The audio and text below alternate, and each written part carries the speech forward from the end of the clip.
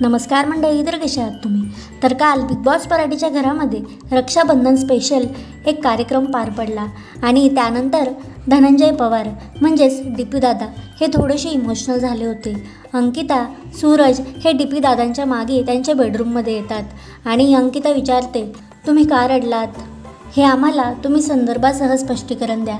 त्यावर डीपी दादा म्हणाले की मला माझ्या बहिणीची आठवण येते. पहिल्यांदाच असं झालंय की मी तिच्याकडून राखी नाही बांधली. त्यावर अंकिता बोलते की मी आहे ना तुमची बहीण, तुम्हाला राखी पण बांधली. आता आम्हाला बाहेर गेले की रक्षाबंधन आणि भाऊबीज दोघांचे पैसे मिळतील. त्यावर डीपी दादा बोलतात, होय की 11-11 असे 22 रुपये देणार मी तुला. त्यानंतर अंकिता आणि सूरज यांचा एक खूप छान मोमेंट दिसला.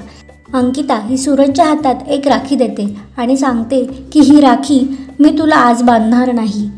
ज्या दिवशी तुझं घर बनेल त्या दिवशी मी तुला बांधेन.